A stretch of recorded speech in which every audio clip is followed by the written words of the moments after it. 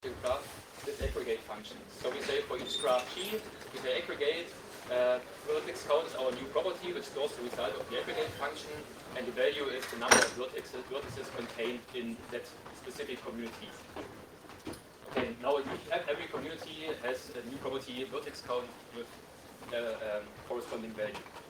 Now we select those communities that have vertex count greater than 50,000 because we are just interested in the big ones. And now we want to further analyze those communities, but for that we want to combine them to a single graph. So we say reduce, and we use combination to build a single graph from all those communities that fulfill the predicate. So now the result of that would be a single graph, a single logical graph. And now we use the group by operator to group this single graph by city and gender. So the result would be a new graph where each vertex represents a city and gender. For example, Leipzig female, Leipzig male, Dresden female, Dresden male, and then and also the edges between them. We also apply just the aggregation to count those vertices. We want to know how many persons are represented by each super vertex, and the same applied for edges. So, and of course we also want to know how many vertices are contained in that group graph, so how big it is. And we say just the aggregate, store the result on the property B count, and we also want to know how many edges are contained in the resulting graph, and we also call aggregate. So on the left side you see the implementation of that workflow in Java, so the running example. It's quite the same, except some minor cases. Like I said, it's currently a Java implementation, but you can see you have the operators like subgraph, transform, small for graph, split, apply, selection, aggregation, grouping. Yeah. So, and this is running. So, and I tried it out on various data sets. Those are all generated by the LDBC data generator. They have two profiles for generating data, graph analytics. Is the one which creates graphs like that apply to the schema that I showed before. Those are the number of vertices and edges, the number of persons, and those relations are nearly that amount because this is the one that they scale up during the generation. This is the cluster I ran that on. I think it should be clear. Yeah, I used the Flink snapshot version because there were some fixes that are necessary to run this. And okay, so let's look at the result. This is the runtime for Graph Analytics 100. So this graph here, and the runtime of the complete workflow that I just showed you before. So as we can see here, the runtime gets reduced with the number of workers. We increase the number of workers. It's better shown here. This is speed up. So this is linear, which is ideal in that case. And we can see here that at least for up to 8 workers, it's nearly perfect. And then it drops a bit because I don't know it. Okay, so the data sets. Second benchmarking. What I wanted to see here is how does the runtime of that job behave with growing graph size. As you can see here, the number of edges grows by a factor of 10 or of nearly 10. And I wanted to see how the runtime of the algorithm behaves with an increased number of edges. And what I could see is that the expected behavior is linear, so it scales very good in that case, so it doesn't get slower with the graph size. Okay, this is what I wanted to show. And at last, some current state about the framework and future work. So what you see here is, again, the table of operators. The green ones are implemented and you can use them. And the orange ones are currently work in progress. So some students of me and myself, we are working on pattern matching. Sorting is quite interesting to implement on Flink. Frequent subgraphs, this is what Andre is working on, which is nearly complete. We have to do some more testing.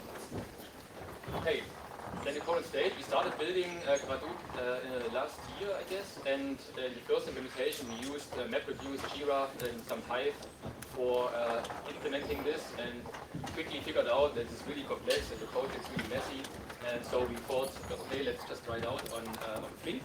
And we started this in June, and with some basic operators. In December we had a major refactoring property handling, more operators, refactoring of course, and now we are working, like I said, graph header matching, FSM. We are aware of some memory that we can of course optimize the footprint of our data, for example, shorter IDs like in MongoDB, for example, dictionary coding for labels, property keys, and so on. What we also want to try out, like I said, we use pochos at the moment to represent our objects. We can want also to try out tuple implementation, which is another way of representing your data in data sets. Okay, of course, we like open source and we contribute to Flink. If we find bugs or we want to add a new feature, then we do this. And this is working really great. Thanks, Razia. And like I said, of course, we are working on a new J connector, and it's work in progress, and I hope it's finished at the end of February. Okay, I also presented it on Think Forward, some meetup, and of course, contributions to our project are also welcome. What I'm mostly interested in is, of course, use cases, because so we think this might be useful. We have another use case from business intelligence where it is actually useful to use this framework. But there are maybe more use cases which we don't know about because we can't be domain experts in any domain. Of course, we can offer thesis topics, and we have also open PhD positions at the moment, so if you want to do a PhD on that or related topics, you can contact me. Okay, then thank you for the talk. Thank you for giving me the time to present our framework. Here are some useful links. Link. This is the LDBC Council, usability data generator, and the benchmark for graphs. Here's a technical report. It's a bit outdated. We're currently working on a new paper, which you can maybe then read, and the operators are more described in more detail. Sorry. There's a BLDB paper which describes the business intelligence use case on top of this data model. And there are some interesting projects that were created by building Hadoop. One is GDL. Maybe Michael told it before. It's a EDNF grammar for graph definition language, which is very similar to Cypher, because we think this is a very nice language, and we wanted to add the concept of logical graphs to Cypher. Now it's gone. Sorry. Just to show you what we are doing with this, I have what GDL looks like. This is so I have to show source code, like, so it really exists. So this is GDL. GDL is a way to define, of course, vertices. You know that. Sorry, Michael, it's still equal sign with the colon. Sorry, I will change it. So this is our test. Is a test graph which is used in our unit test environment, and to test our operator implementation. So what we actually added is the concept of logical graphs, which you can see here. We define 3 logical graphs with properties and the label, and we say which vertices are contained in that graph using the variables that we defined before. But you can also, like here, define it in line by defining the graph. So we needed that concept, so this is why we implemented it or wrote an Antler grammar for that. And to show you how this is used in the tests, sorry. Okay, whatever. Hello. I think I messed it up.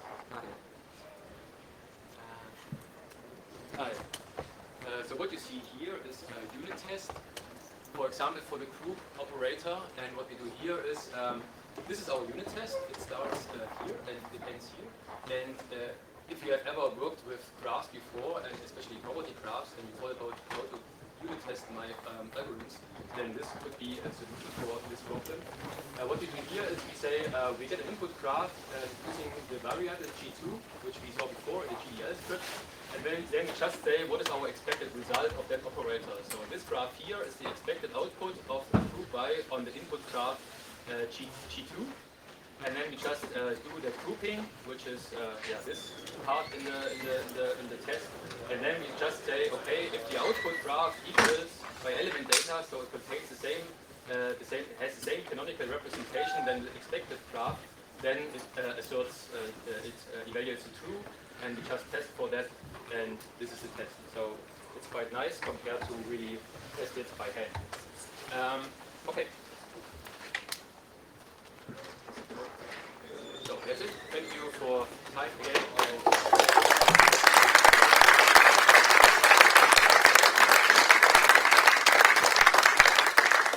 We have a few more minutes for questions. Anyone? Yeah. So this is on finite data sets. So do you have the same on Jelly no, not yet. Are there other projects that are going to so if we plan on implementing that for streaming, no, not yet. We are working on FOSDEM and data matching. We want to get this done because we think that this is really essential operating draft system. But maybe after that we can think about doing this also on the field, but it's not planned. Cool. Anyone else? Martin? Oh, yeah. No, but what you can do if you want to do machine learning and your algorithm is also integrated in Flink, you can just use the data sets containing the vertices and edges and use the Flink ML library to do ML on those edges, which is great.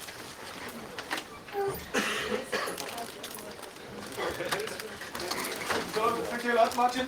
In 15 minutes, George Fletcher will talk about Gmark, a graph performance measurement framework and tool that overcomes the limit of current frameworks, especially in terms of not just using static graphs, but really graph workloads, like in real life. Glad you're waiting for it. Yeah.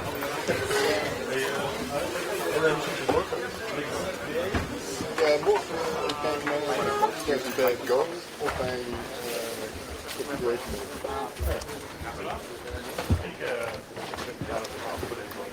Goed. Mooi. Dan kan besluiten nemen zo even. Ja, daarom. Hier.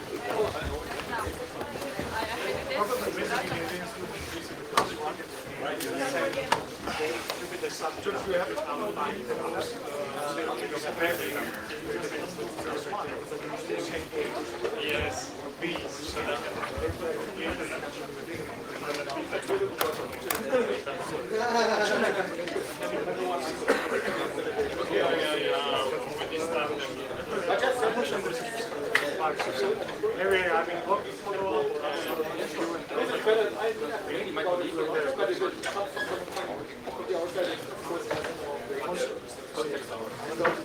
be interested to have like something like a web, like but then it looks like where yeah, good question. I mean, you could do great web or could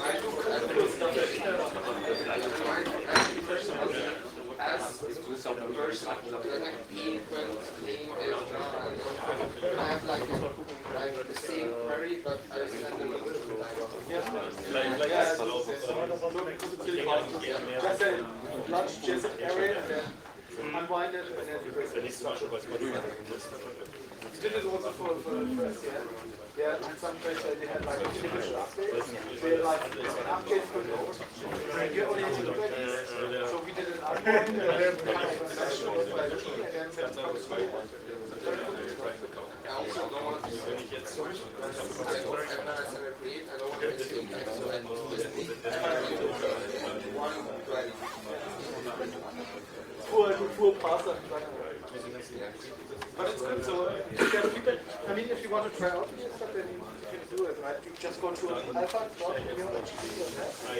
and there you find all the new stuff.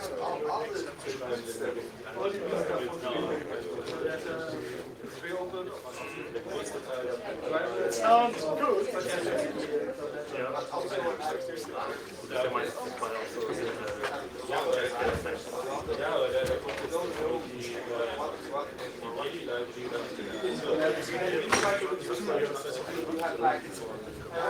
I mean, that's why, because the drivers are kind of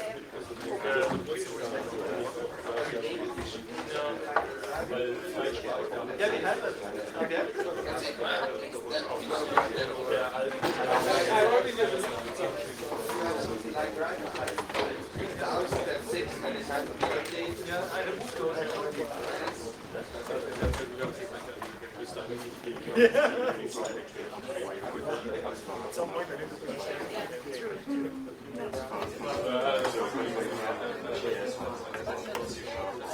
Yeah, but for the user it's not so important actually. It's what they are.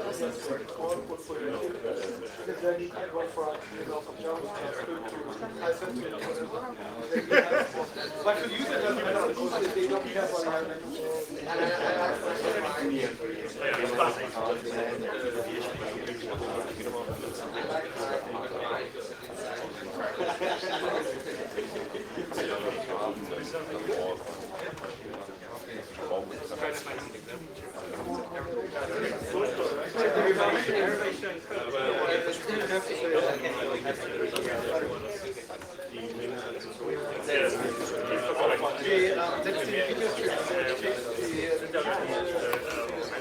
it's kind of like a video splitter. And in 6 seconds, that's the website. And they have a nice section place where the camera is actually over this stream so they have stuff like a section box. So the two streams of them to and then they have location level code. But right now this is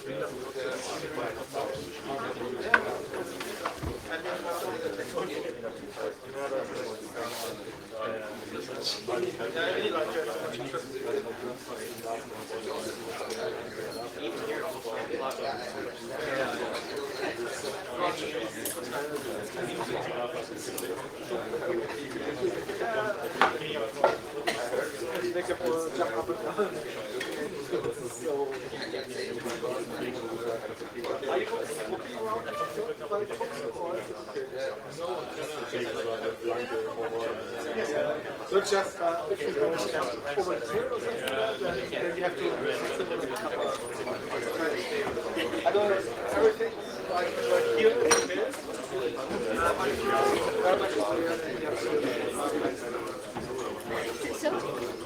So we have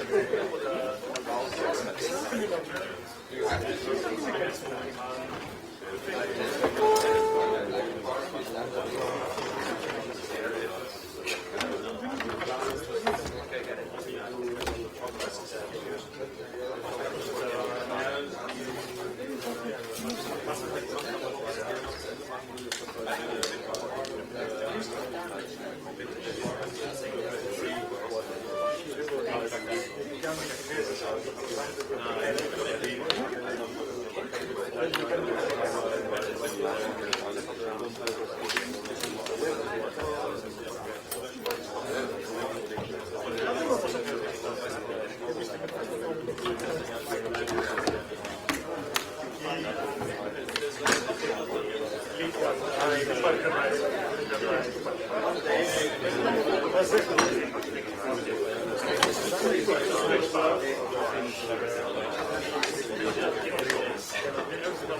could you plug your seats again, please?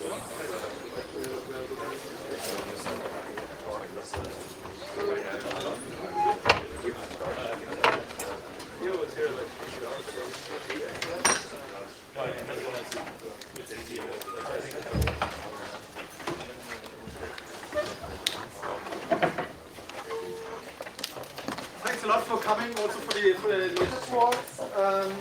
I think we all like to build stuff, and it's all really exciting when we build stuff, but then at some point the crucial question comes, like my wife likes to ask, how about performance? Right? So if she wants to kill a conversation between developers, she always asks, how's your performance?